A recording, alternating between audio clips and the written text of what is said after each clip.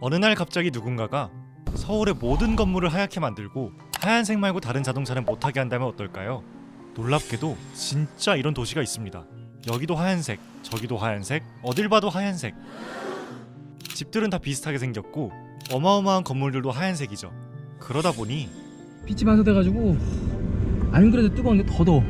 도로에도 다른 차를 보기 힘들고 가끔 지나다니는 차들도 대부분 다 하얀색입니다. 또 하나의 특징은 깨끗하고 으리으리한 도시지만 근데 여기는 너무 사람이 없어. 유령도시처럼. 여기 보세요, 진짜 사람이 없어. 이 신비한 도시는 지옥의 문으로도 유명한 나라 투르크메니스탄의 수도 아시가바트입니다. 이 도시가 이렇게 하얀 건 투르크메니스탄의 전 대통령들 때문이죠. 사파르 무라트 니아조프, 1991년부터 2006년까지 장기 집권한 투르크메니스탄의 초대 대통령. 니아조프는 아시가바트의 모든 새 건물을 하얀 대리석으로 지으라 명령합니다. 세계 4위 수준의 천연가스 매장국인 투르크메니스탄은 가스 팔아 번 돈으로 온 도시에 대리석을 쏟아부었고 전 세계에서 하얀 대리석 건물 밀도가 가장 높은 도시로 기네스북에 올라있죠. 구르방굴리 베르디 무하메도프, 니아조프의 뒤를 이은 투르크메니스탄의 2대 대통령. 도시의 모든 차를 하얀색으로 바꾸라고 명령했습니다. 하얀색에 운이 따른다고 생각했기 때문이죠. 대통령의 한마디에 수도 건물과 차량 색깔이 휙휙 바뀐 건데 사실 이건 전임 대통령들이 내린 이상한 명령 중 극히 일부에 불과합니다. 1991년 소련 해체로 투르크메니스탄이 독립하자 니아조프 대통령은 자신을 투르크 국민의 아버지란 뜻인 투르크멘바시라 지칭합니다. 크라스노보츠크라는 항구 도시도 투르크멘바시로 이름을 바꾸고 1월의 명칭을 자신의 호칭인 투르크멘바시로 4월은 어머니 이름인 구르반 솔탄으로 바꿔버리기도 하죠. 도시 곳곳에 초상화를 걸고 황금 동상 세우는 건 기본. 무엇보다 본인을 자아자찬하는 내용으로 가득한 경전 루후나마를 만들었는데 이 책을 투르크메니스탄의 국민들이 다 읽어야 됩니다. 학생들은 학교에서 루후나마 시험을 봐야 되고 심지어 운전면허 시험 볼 때도 루후나마 시험을 먼저 통과해야만 그 시험을 볼 수가 있습니다. 2006년 니아조프 대통령이 심장마비로 사망하면서 뒤를 이은 베르디 무하메도프 대통령은 역시나 자신을 수호자라는 의미의 아르카다크라 칭하고 황금 동상을 세웁니다. 대통령의 임기를 7년으로 늘리고 나이 제한도 없애며 종신 대통령을 위한 길을 열어놓죠. 신문 1면엔 매일 등장하고 역시 이곳 저곳에 초상화도 걸어놓습니다. 환경오염 등의 이유로 투르크메니스탄의 관광 명소인 지옥의 문을 끄라는 지시도 내렸는데요.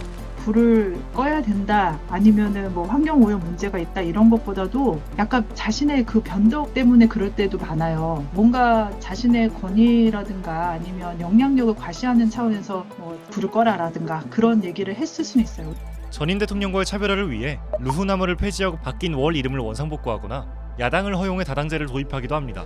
문제는 이제 이 당들이 대통령을 지지하는 자신 허수아비 정당으로 알려져 있습니다. 일당 독재보다는 아무래도 다당제로 하게 되면은 외부의 시선도 좋아지기 때문에 보여주기식이라고. 언론 통제도 당연히 매우 심한 수준. 본인이 직접 출전한 경마대회 도중 말에서 떨어지자 관람객들의 핸드폰을 모두 검열하기도 했습니다. 물론 결국 유출되어 전 세계가 그 광경을 보게 됐죠. 투르크메니스탄에서 대통령들이 기행에 가까운 행동을 하며 장기 집권할 수 있었던 건 이 나라의 독특한 역사적 배경 때문입니다. 투르크메니스탄이 소련에 속해 있을 때 투르크멘 공산당의 최고 권력자는 니아조프 전 대통령이었습니다. 그런데 1991년 소련이 붕괴하죠. 니아조프 전 대통령은 소련이 붕괴되는 걸 끝까지 반대했던 사람입니다. 할 수 없이 독립을 해야 되는 상황이었는데 자본주의 체제 전환을 했지만 국가의 모든 부분에 있어 가지고 이 사회주의 공산주의 시스템을 갖다가 계속 유지를 하고 국민들도 거기에 이제 따르도록 만들었습니다. 독립 이후에도 여전히 소련 시절에 머물렀던 투르크메니스탄. 그럼 국민들은 대통령의 독재와 기행에 불만이 없었을까요? 경제도 최악의 상황이었고 너무나 불안했던 시기에 리더십을 가진 사람이 등장해서 그 문제를 해소하는 형태를 사람들이 그때는 바랬던 시기예요. 게다가 그때 당시에 대부분 사람들 다 소비에트의 정치 체제를 그대로 가져오는 게 또 익숙할 거 아니에요. 그러니까 바꿀 생각을 잘 안 했던 거죠. 투르크메니스탄은 유목 문화와 부족 문화가 역사적으로 계속 존재해 왔기 때문에 유목의 부족의 이제 가부장이라고 하는 그런 의미를 가지고 있었고 또 그러한 것들을 국민들이 많이 인정을 했습니다. 예를 들면 이제 우리 아버지가 조금 실수해도 그냥 넘어가는 이제 그런 식으로. 그 밖에 대통령들이 국민의 불만을 억제하기 위해 사용한 게 있는데 바로 천연가스입니다. 투르크메니스탄의 인구는 약 600만 명에 불과합니다. 천연가스 수출로 전 국민 모두를 부양할 수 있는 수준이죠.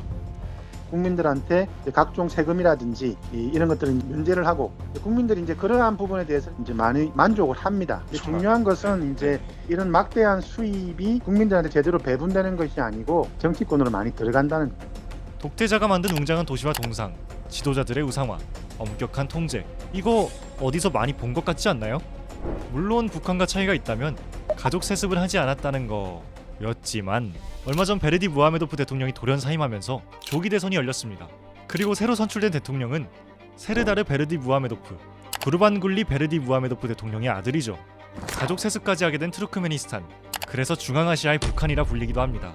투르크메니스탄의 세 번째 대통령이 된 세르다르, 그는 전임 대통령들과 다를까요? 아버지가 또 전임자이고 살아있고 지금 막강한 권력을 가지고 있는 상태에서 이 사람이 다른 경로로 간다는 거는 가능성이 좀 낮다고 볼 수 있죠. 제 개인적인 생각으로는 김일성 생존 당시에 김정일 수준으로 아마 우상화 작업이 될 것 같습니다. 투르크멘도 경제와 관련해서는 천연가스를 판매하는 것 외에는 딱히 수입원이 없어요. 그래서 경제적인 부분에서는 약간 노선이라든가 개방도를 조정할 가능성은 있을 것 같아요. 아시가바트를 방문한 사람들은 다 이런 얘기를 합니다.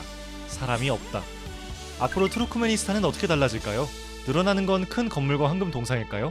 아니면 국민들의 웃음일까요? 이번 영상을 만든 PD가 추천하는 영상도 보고 가세요. 스브스 뉴스의 다른 영상을 즐기시려면 구독 버튼을 꼭 눌러주세요.